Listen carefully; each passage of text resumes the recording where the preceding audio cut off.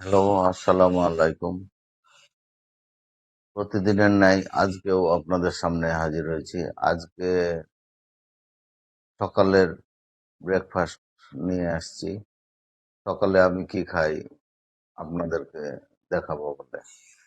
তো এটা নিয়েছি, এটা তো সবাই চিনেন, ছোলা, ভেজানো ছোলা আর কি।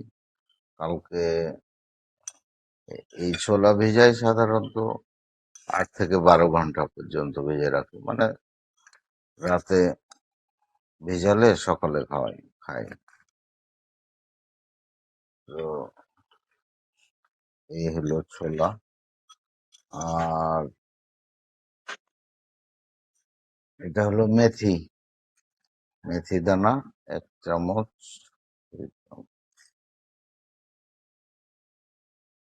মেথি ভিজানো। আর এই হলো আমাদের মুগ বীজ, মাসকলাই, যেটা যে মাসকলাই এবং মুগ বীজ কিন্তু দুইটা। আমি মুগ বীজ পছন্দ করি, এই জন্য মুগ বীজ খাচ্ছি।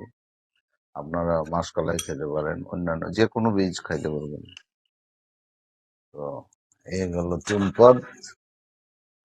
আর সাথে হলো একটা ডিম। এই হলো আজকের সকালের নাস্তা। তো আমি খাই, কিভাবে দেখেন, আর আপনারা শিখেন, আমার মতো ভালো থাকতে পারবেন।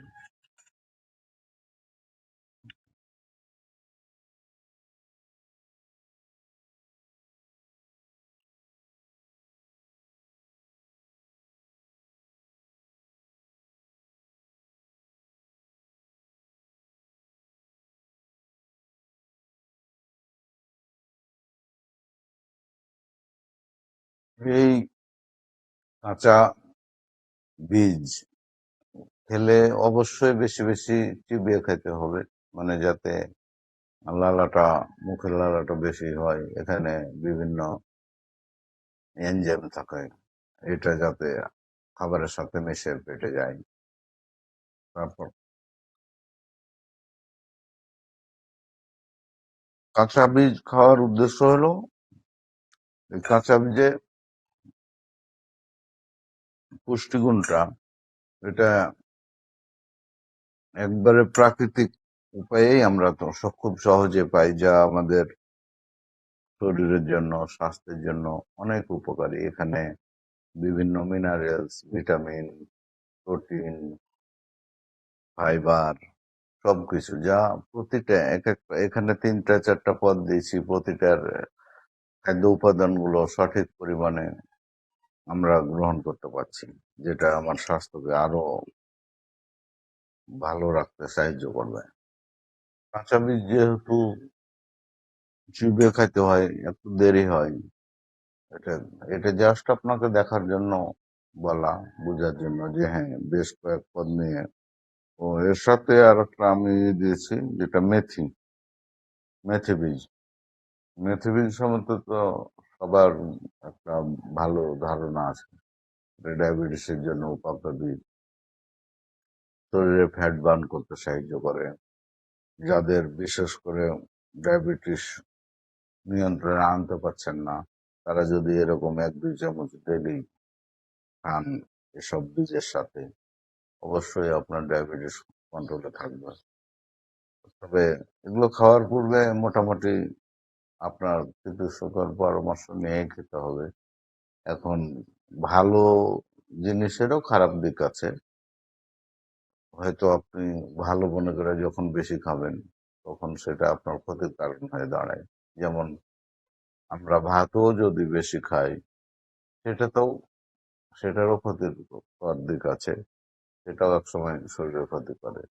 লাইফস্টাইল জনিত যে রোগ, এটার বেশিরভাগ ক্ষেত্রে আমাদের এই ভাত, মানে কার্বোহাইড্রেট, এটাই আমাদের ক্ষতির কারণ হয়ে দাঁড়ায়।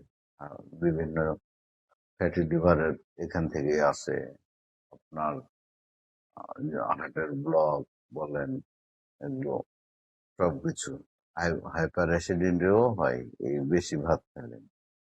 তো আমাদেরকে পরিমিত পরিমাণে খেতে হবে, যা কিছু জেনে বুঝে করতে হবে। যা কিছু করবো, আমি যেমন এগুলো কাঁচা খাচ্ছি, এটার বিশাল পুষ্টিগুণ সম্বন্ধে জানছি, বুঝছি, দেখছি।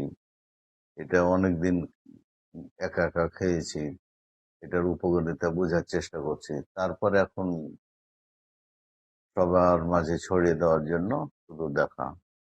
তো আশা করি সবাই বুঝতে পেরেছেন।